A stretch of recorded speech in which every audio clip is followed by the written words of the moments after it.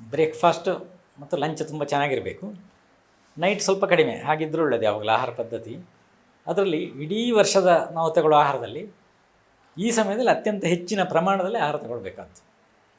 ಇವಾಗ ವ್ಯಕ್ತಿ ಈಗ ಸಮ್ಮರ್ನಲ್ಲಿ ನಾವು ಈಗ 2 ದೋಸೆ ತಿಂದರೆ ಈ ಸಮಯದಲ್ಲಿ 4 ದೋಸೆ ತಿನ್ಬೋದು ಅಂತ ಅರ್ಥ.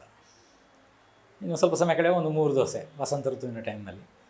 ಆಮೇಲೆ ಸಮ್ಮರಿಗಾಗೂ ಆ ದೋಸೆಯನ್ನು ಮತ್ತು ಕ್ವಾಂಟಿಟಿ ಕಡಿಮೆ ಒಂದು 2 ದೋಸೆಗೆ ಇಳಿಸ್ಕೊಳ್ಬೇಕು. ಮತ್ತು ಪುನಃ ವರ್ಷ ಋತುವಿನಲ್ಲಿ ಅಂದರೆ ಮಳೆಗಾಲ ಸ್ಟಾರ್ಟ್ ಆಗ್ತಿದ್ದಾಗ ಪುನಃ ಅಷ್ಟೇ ಕಂಟಿನ್ಯೂ ಮಾಡಿ, ಬೇಸಿಗೆಯಲ್ಲಿ ಹೇಗಿದೆ ಹಾಗೆ ಒಂದು 2 ದೋಸೆ ಅಷ್ಟು ಪ್ರಮಾಣ ಇಟ್ಕೊಂಡು, ಆಮೇಲೆ ಇದರ ಶರದ್ ಋತುವಿನಲ್ಲಿ ಒಂದು 3 ದೋಸೆ, ಆಮೇಲೆ ಪುನಃ ವಿಂಟರ್ ಸ್ಟಾರ್ಟ್ ಆಗ್ತಾಯಿದ್ದರೆ 4 ದೋಸೆ, ಹೀಗೆ ಈ ರೀತಿಯಲ್ಲಿ ಅಂದರೆ ಇಡೀ ವರ್ಷದಲ್ಲಿ ಒಂದೇ ಪ್ರಮಾಣ ಅಲ್ಲಿ ತಗೊಳ್ಳೋದು. ಈ ಸಮಯದಲ್ಲಿ ಜಾಸ್ತಿ ತಗೊಳ್ಬೇಕಂತ, ಆಹಾರದ ಪ್ರಮಾಣ ಜಾಸ್ತಿ ಬೇಕು. ಡೈಜೆಷನ್ ಹೆವಿ ಇರುವ ಆಹಾರ ಬೇಕು. ಡೈಜೆಷನ್ ಲೈಟ್ ಇರುವಂಥದ್ದು ರಸಮ್ ಅಥವಾ ತೆಳ್ಳಗಿನ ಆಹಾರ ಯಾವುದು ಅದು ಡೈಜೆಷನ್ ಲೈಟ್ ಇರ್ತದೆ. ಹಾಗಿರೋದಕ್ಕೆ ಪ್ರಿಫರೆನ್ಸ್ ಸ್ವಲ್ಪ ನಂತರ ಕೊಡಬೇಕು. ಈಗ ಸ್ವಲ್ಪ ಡೈಜೆಷನ್ ಹೆವಿ ಇರೋದು ಪಲ್ಯ, ತರಕಾರಿಗಳು ಇದೆಲ್ಲ ಸ್ವಲ್ಪ ಹೆಚ್ಚು ಬೇಕು ಈ ಸಮಯದಲ್ಲಿ.